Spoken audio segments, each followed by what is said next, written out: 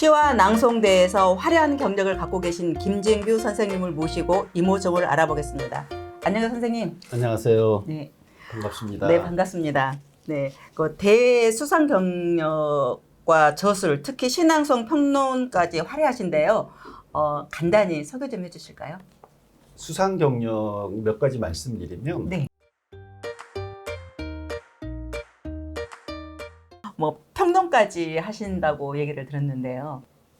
신앙송은 그냥 외우기만 하면 되는 줄 알았습니다. 그래서 이제 제가 아이들하고 역사를 가리키면서 좀 뭔가 그 당시에 치열한 고민들을 역사적 관련이 있는 시를 이렇게 읽어줬어요. 그 재미있게 깊게 들어가면 진도를 빼기가 어렵고 또 이렇게 짧게 진도에 맞춘다면 너무 재미없고 네. 늘 딜레마에 빠져 있었는데 그걸 시로 이렇게 채웠습니다. 그래서 시를 평소에 많이 좀 외우고 있었고요. 그런 것들이 이제 바탕이 돼서 아마 신앙송대 일단 외우는 거는 되니까 일단 대회를 나갔었던 것 같습니다. 그런데 이제 처음에는 그렇게 외우기만 하면 되는 줄 알았는데 현대시의 리듬을 어떻게 구현할까 고민을 하다가 프로지오리에 대해서 이제 공부를 한 게 하나가 있고요. 또 하나는 장음에 대한 연구를 좀 했어요. 그걸 하지 않고는 제대로 낭송을 할 수가 없다라는 판단이 들어서 두 번째 연구한 게 이제 그건데, 이렇게 말씀드리기 좀 그렇지만 이 사전이 틀린 게 너무 많아요. 사성을 연구하게 됐습니다. 왜냐하면 사성에서 장음이 나옵니다. 그래서 그 사성을 어떻게 하느냐. 그래서 동국정운이라든가 훈민정음 해례본을 보게 됩니다. 훈민정음 해례본은 쉽게 말하면 발음사전이에요.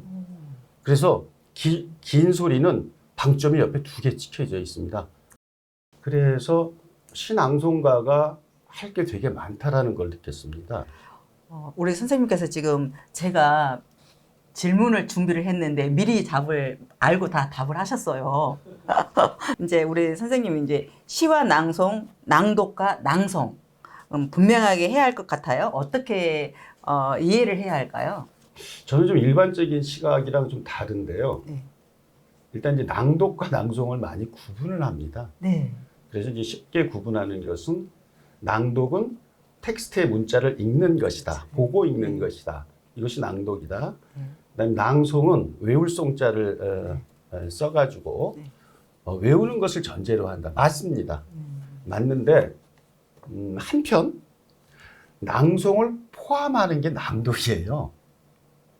낭독을 하든 낭송을 하든 제대로 그 시를 정확히 분석해서 예를 들면 시인도 파악하지 못하는 부분을 밝혀내서 그것을 표현해 줘야 된다고 보거든요.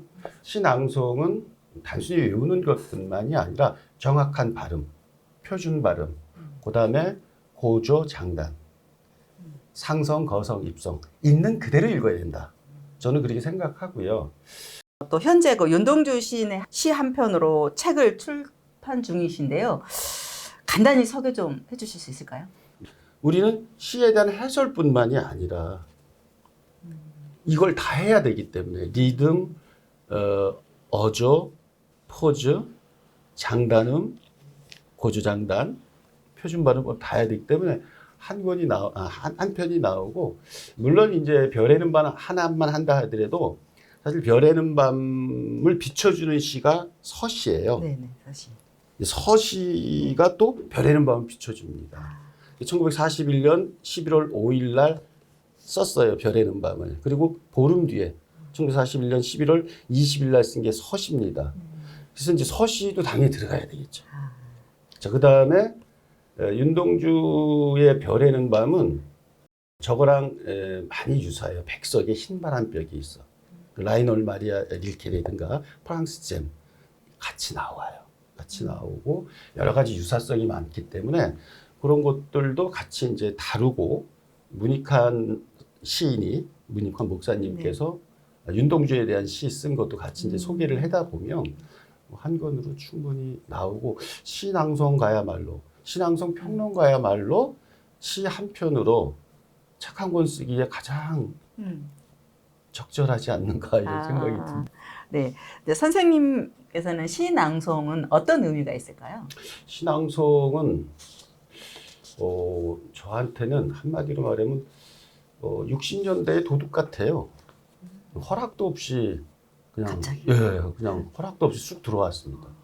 그래서 저는 그 읽기에 대한 연구를 좀 했습니다. 그래서 뭐 낭독의 재발견이라는 논문도 썼는데 원래 이제 낭송보다는 이제 낭독 독서법을 공부를 하다가 보니까 기승전 낭독이더라고요. 그런데 우리나라 사람들은 낭독을 안 해요. 그런데 그렇죠. 인류는 계속 낭독을 해왔어요. 근대 말까지. 묵독을 한 거는 불과 100년 정도밖에 안 됩니다. 그렇다면은 그 애송시 하나 오늘 특별히 부탁드려도 될까요? 네.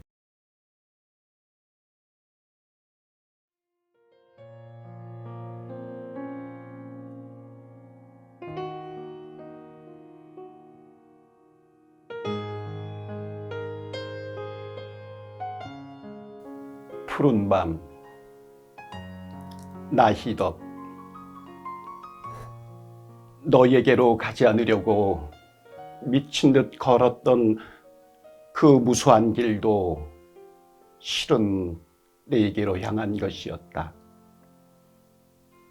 까마득한 밤길을 혼자 걸어갈 때에도 내 응시에 날아간 별은 내 머리 위에서 반짝였을 것이고 내 한숨과 입김에 꽃들은 내게로 몸을 기울여 흔들렸을 것이다. 사랑에서 치욕으로, 다시 치욕에서 사랑으로 하루에도 몇 번씩 내게로 드리웠던 두레박. 그러나 매양 퍼올린 것은 수만 갈래의 길이었을 따름이다. 은하수의 한 별이 또 하나의 별을 찾아가는 그 수만의 길을 나는 걷고 있는 것이다. 나의 생애는 모든 지름길을 돌아서 내게로 난 단 하나의 애움길이었다.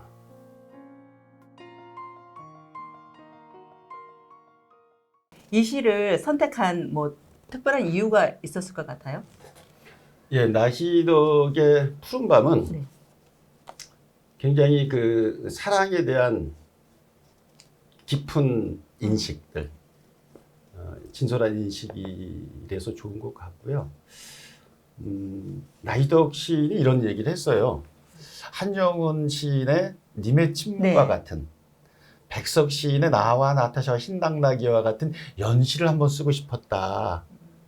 그래서 쓴 시가 푸른 밤인데 좀 굉장히 좋다고 보고요. 또 나와 나타샤와 흰당나귀를 좋아하기도 했고 또 뭐 누구나 좋아하지만 한정훈 선생님의 님의 침묵도 좋고 그래서 이렇게 그 사랑이라는 그 주제로 같이 엮을 수가 있어서 개인 콘서트 할 때 이렇게 한 꼭지로 사랑의 꼭지로 넣기도 했었거든요. 아, 그렇군요. 우리 이번 인터뷰를 통해서 남기고 싶은 말씀이 있으시다면요. 시낭송을 각자 해오는데 좀 뭔가 서로 이렇게 문이 좀 열려서 함께 협력 체계를 좀 가졌으면 좋겠다는 생각이 들고요. 시인과 시낭송가의 상생적 발전 관계를 좀 갖고 싶습니다. 언급하신 것 중에 시를 300편을 암송을 하신다 그러셨는데 300편 조금 넘습니다. 그래요. 그러면 그것도 다음 기회에 네. 한번 여쭤보고 그 부분에 대해서도 한번 더 알아보는 기회를 가져보겠습니다. 네. 가능할까요? 가능하죠. 네, 알겠습니다. 네, 감사합니다. 감사합니다. 감사합니다.